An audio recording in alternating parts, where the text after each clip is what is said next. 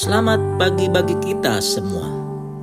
Saudara-saudara kekasih dalam Yesus Kristus, marilah kita mempersiapkan hati dan seluruh hidup kita untuk dicerahkan dan dibaharui oleh firman Tuhan di dalam siraman rohani pagi hari ini. Terlebih dahulu kita berdoa. Ya Tuhan, terima kasih untuk berkat yang telah kami terima di pagi hari ini, hari yang baru dalam sukacita. Dan kami akan memulai aktivitas kami. Tuhanlah beserta dengan kami. Dan biarlah firman-Mu yang akan kami dengarkan menjadi pelita dan tongkat dalam kehidupan kami. Dalam Yesus Kristus kami berdoa.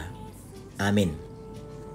Siraman rohani di pagi hari ini diambil dari kitab Mazmur 80 ayat 20. Demikian firman Tuhan. Ya Tuhan Allah semesta alam, pulihkanlah kami, buatlah wajah-Mu bersinar, maka kami akan selamat. Tuhan Allah, sumber sukacita. Kata restore, yang berarti pulihkan atau pasuang, merupakan kata yang penting dalam istilah media digital atau komputer dan sebagainya, di mana kata tersebut berasal dari kata yang artinya kembali atau ulang, dan store yang artinya simpan.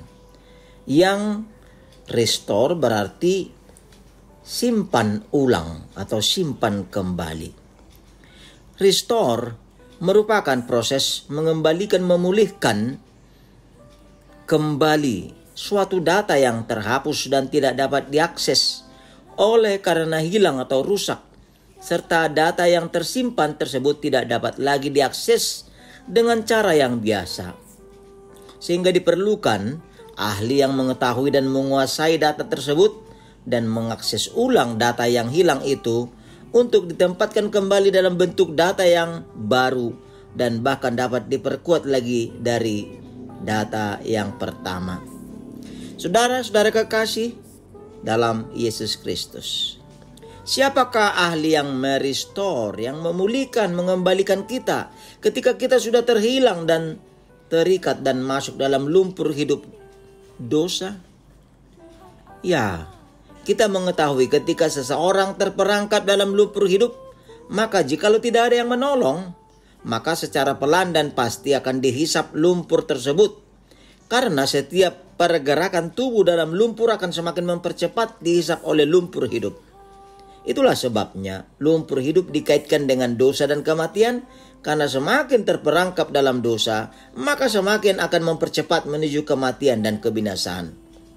Lalu, siapakah ahlinya yang dapat mengangkat, mengembalikan kita, serta mengangkat kita dan memulihkan atau pasuang kita sehingga keluar dari lembah maut, dosa dan kematian?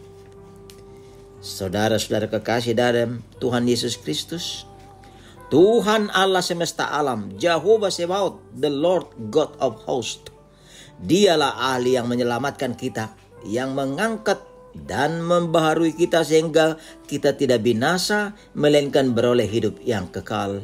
Yohanes 3 ayat 16. Ya, wajah-Nya bersinar atas kita, wajah yang penuh kasih dan yang senantiasa mengingatkan agar semua yang letih, lesu dan berbeban berat datang kepadanya, karena Dia bersedia untuk memikulnya. Wajah-Nya yang menyinarkan kasih menuntun setiap orang percaya untuk datang dan tinggal di dalam Dia dan hidup sehakikat dengannya melalui firman, kata dan perbuatan yang menyatu dalam kasih-Nya, serta yang menuntun agar setiap orang yang dikasihinya menjadi pengasih, yang diberkatinya menjadi berkat. Untuk itu saudara-saudara kekasih dan yang dikasihi oleh Yesus Kristus, ada 3 kali kalimat dalam ayat ini, dinyatakan juga di dalam ayat 4 dan 8 dalam pasal itu. Hal itu meneguhkan kita bahwa Tuhan Allah semesta alam hanya Dialah Allah kita, gembala yang membangkitkan semangat dan pengharapan dalam kehidupan kita, sehingga apapun yang terjadi dalam kehidupan, baik susah maupun senang, tertawa atau menangis, kaya atau miskin dan sebagainya. Allah yang kita percaya itu adalah Allah yang senantiasa menyertai. Lihatlah sejarah umatnya. Mesir dipakainya sebagai jalan memberkati umatnya. Kendati dalam perbudakan dengan tangan teracung, Allah membebaskan. Babilonia dipakainya untuk mengajar, menapis umatnya, sehingga dengan ujian itu umat dipulihkan dan dikembalikan dengan mukjizat.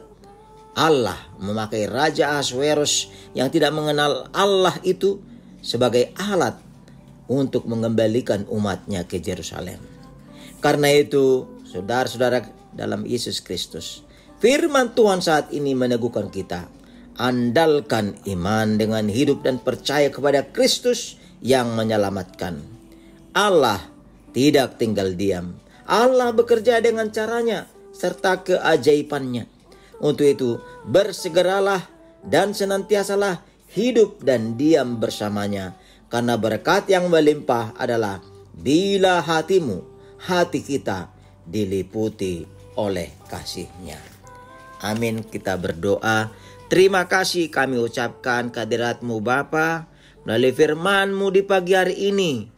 Mengingatkan kami bahwa hanya Tuhan Allah semesta alamlah sumber sukacita kami, yang memulihkan kami melalui wajah-Mu yang bersinar. Maka pertolongan-Mu akan memampukan kami untuk berkarya dan bahkan menolong kami sehingga kami selamat. Biarlah senantiasa kiranya firman-Mu dapat menjadi pedoman, penuntun, dan senantiasa kami mengikut Engkau. Berkati jugalah kami satu hari ini dalam berbagai ragam aktivitas yang kami lakukan. Tuhan memberikan hikmat, kebijaksanaan, kesehatan, dan kekuatan serta kemampuan. Dan berilah kiranya kekuatan bagi saudara-saudara kami yang dalam keadaan sakit, yang dalam berduka, orang tua kami yang pada masa lansia, dan orang-orang berseru manggil nama-Mu oleh berbagai ragam penderitaan, pergumulan, dan persoalan. Kepadamu kami serahkan seluruh hidup kami. Terpujilah nama-Mu. Dalam Yesus Kristus kami berdoa. Anugerah Tuhan Yesus Kristus, kasih setia Allah Bapa, dan persekutuan Rohul Kudus menyertai-Mu. Amin.